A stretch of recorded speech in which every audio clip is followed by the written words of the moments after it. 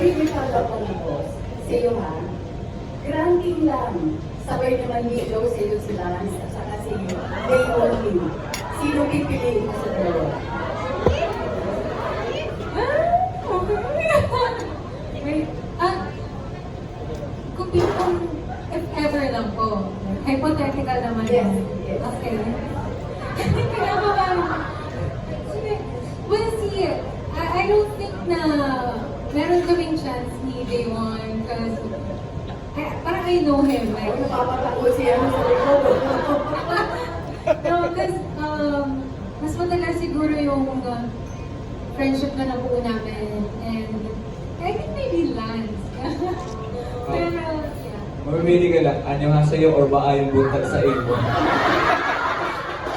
Ayaw mo tag. Yeah. Thank you po. Okay. Punta muna ako kasi karamihan ng mga tanong kasi naka-censor kayo. Of course, may tanong kasama ko kayo bago alam ko para yung tatanong. Dito muna sa the rest of the other players. Mukhang si Jairus na lang sa Nicole ang wala pang parang launching TV series. Is it underway? Hindi pa lang namin alam? O anong pakiramdam na syempre lahat ng mga kasama na ninyo is na-launch na? Yung like what I've said earlier, yung sa akin ni Nicole, our book is after Wilbert and Bea. So after nung sa kanya is the last book. So kami naman ni Nicole, yung artist and basis na. Nakakatuwa naman. Marco, kumusta ka na? Kumusta na ang tagpuling puso mo ngayon? Okay naman po. Masayang masaya.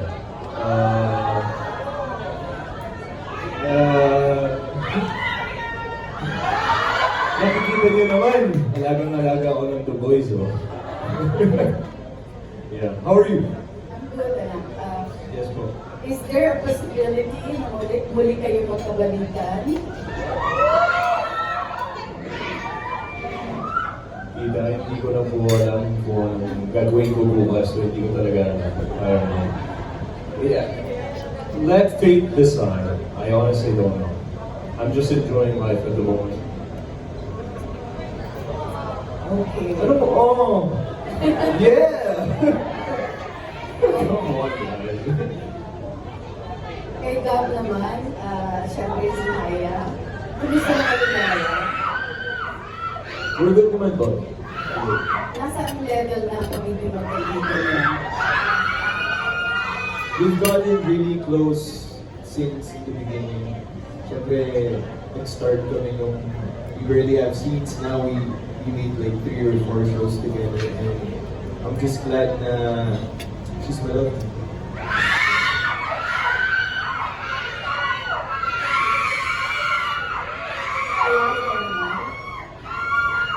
Hi. How are we doing? Bakit nakapatingin ka sa likod? Ako yung tatanong, nandito kami sa harapan.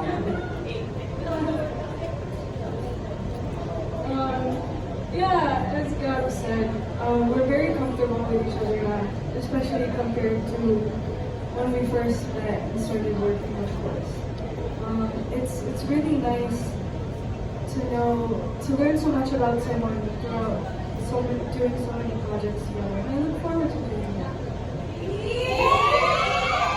Tricia, solo flight ka ngayon.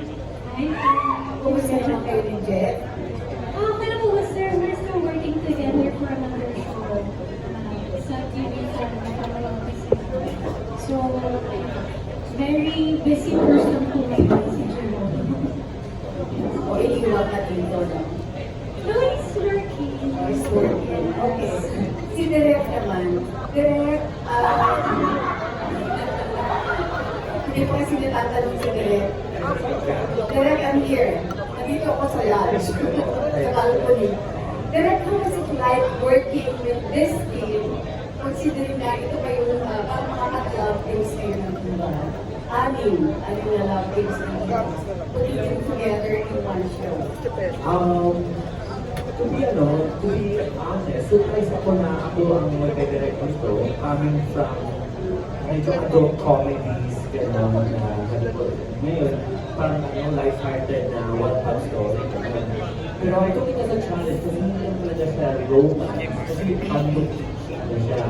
And very relate ako kasi yung themes niya of dreams and friendship, gano'n.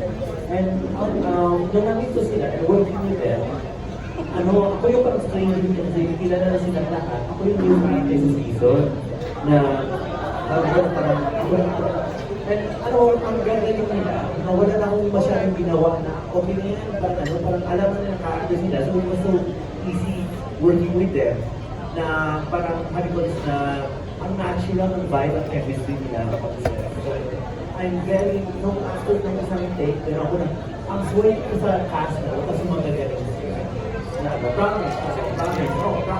Like, I didn't have a chance pa makipag-partner with them, sana sulit.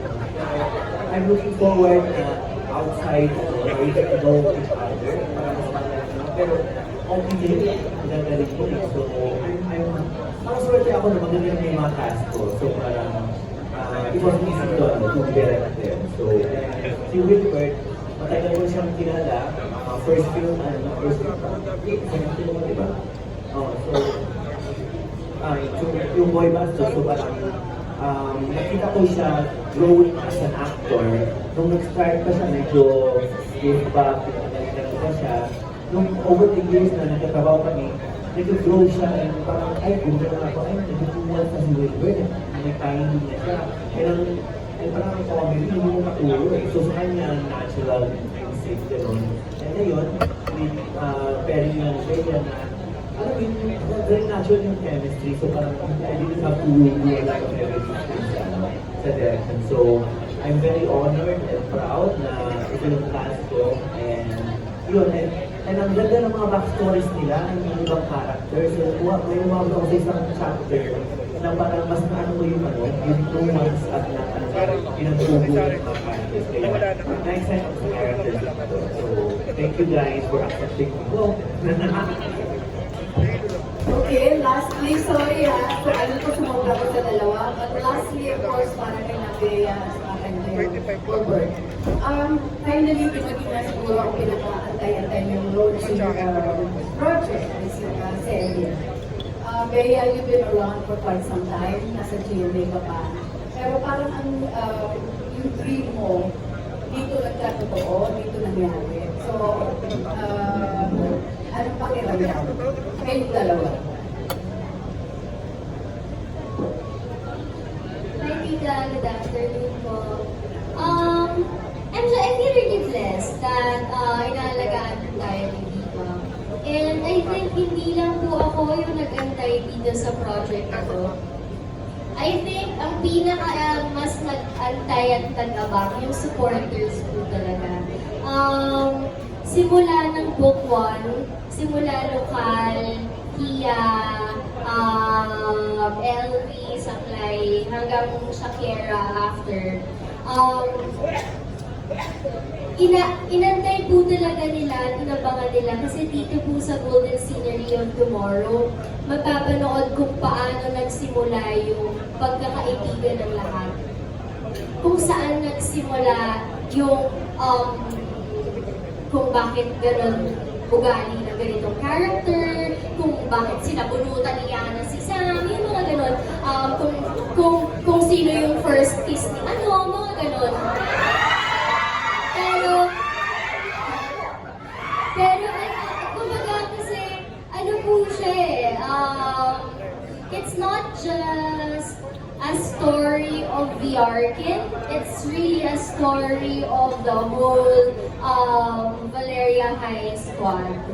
So, parang hindi lang po kahit yung mga fans ng The Arkin yung nagantay, talaga yung fans din ng mga ibang characters kasi this is the start of everything So, yun, sana magustuhan po nila. And, ako, marami pa po akong pangarap, tita And, syempre, sa tulong po ng Viva, unti-unti po natin tinutupad yun.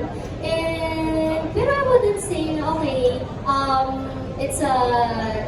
this is a dream come true tapos na. Parang ako, I just keep on dreaming and dreaming and dreaming.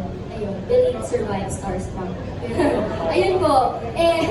Pero ayun, nagpapasalamat po tayo sa sobrang grateful at alaga nila Miss Learning, Boss Gal, Boss Vincent, at syempre ni Boss Gal. Thank you po, Nita. Congrats. Gilbert. Same naman.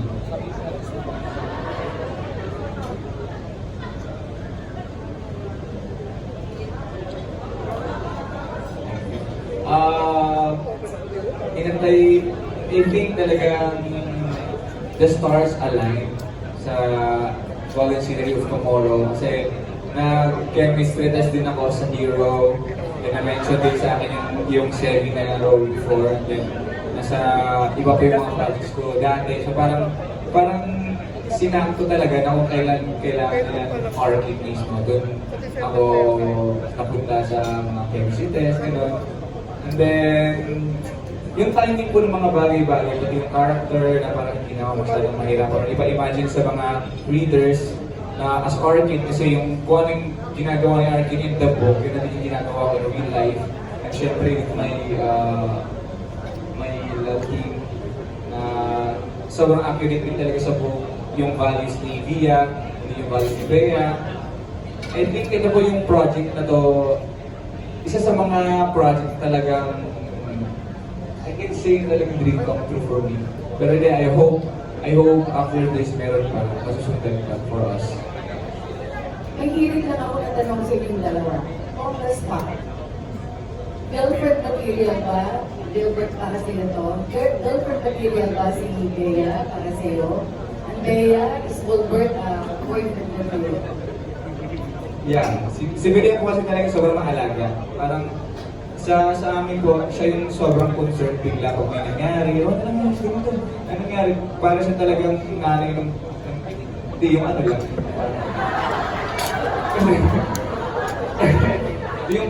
yung care kasi, so, nag-care ko kasi sa lahat. So, parang gano'n siya, and then, masarap siya magluto, mahilig ko kasi ako kumain, and sobrang, ano niya, parang girlfriend material.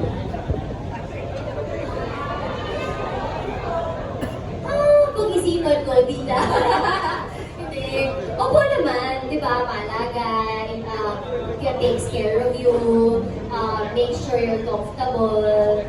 Opo naman. Okay, thank you so much and congratulations. Thank you po. Okay, maraming salamat po. We are nearing the end, ladies and gentlemen. Okay, next up, the next question will come from Mark Magadia from Maganda Bang Movie. Hello, guys. And congrats sa studio. Yung question ko lang sa kila Willa and Bea, ano yung what separates Golden Scenery of Tomorrow sa other story ng university series? For you. Parang ano yung pagmamana ko hindi na kayo. Yung sa akin po, may specific topic na tinatangin about sa love teams. So, yun po ata yung unique talaga sa Golden Scenery Tomorrow. And then sa atin lang po ata yung may high school scene. So, mas madami po parang kulitan, fun, or parang nakakatawang mga eksena. Feel ko yun po yung iba ng sa akin. And in all fairness po kay Guay, yung writer, si Guay Saludes, nung ginawa niya, yung pagkakagawa niya po ng buong university series, kada book, kada series, iba po talaga yung storya. Iba yung issues na tinatackle, iba yung conflict, iba yung hugot ng bawat karakter. So, I wouldn't say na lahat ng story, lahat ng libro magkakapareho. Kasi lahat talaga iba-ibang topic, iba-ibang storyline, iba-ibang mga issues and ano nila. Pero yun nga, dito po sa Golden Scenery of Tomorrow, yun, number one, yung na-establish yung high school life. So, meron high school, may college, tapos magkakaroon pa ng present. Tapos, more barkada scenes. Kasi I think in the previous books, we weren't able to see that much of the barkada scenes na eh. Aside from the book 1, yung Rain in España. Pero dito, ayun, yung kulitan, yung fun, yung youth, mararamdaman mo talaga, yung high school life mo, ganyan. And siguro yung isa pang na it's very relevant, especially here in the Philippines, di ba? Yung mga love team culture, cancel culture, yung mga ganun. Doon matatakal din dito sa libro ito. Yun o. Thank Okay, you po. salamat. Excited na ako mapanood. So, Okay, thank you so much. Next up from CJ Says Vlog, we have CJ Guado. Hi guys, congratulations sa series. So, my only question is that for Bea and Wilfer. So, napansin ko parang kayo gumawa ng porn. Then, may ginawa ba kayong mga adjustments from doing horror and now gumagawa kayo ng parang love team romance? Para sa akin po, wala nang po masyado. Since yung mga horror process mo ng movies, gano'n, so wala po masyadong parang didikit talaga yung character sa'yo. So parang dumaan lang po. And then, na-try ko na din po kasi yung mga rom-com. Meron kami project yung directed before sa YouTube series. So, hindi na po siya ganun kabago sa akin. Siguro yung parang adjustment ko po siguro, kasi high school, so yung energy ng high school student, matagal ko na kasi nakalimutan po yun. So kailangan ko siya ibalik yung kulit, tapos yung paawa-awa, gano'n. So yun po yung challenge siguro at adjustment na ginawa ko for this. Kung kada project, parang mag-a-adjust ka naman talaga kasi iba-iba yung requirement na kailangan mong ibigay po especially pag horror din, di ba? Iba yung itsura, iba yung atake, iba yung boses, ganyan, and iba yung story.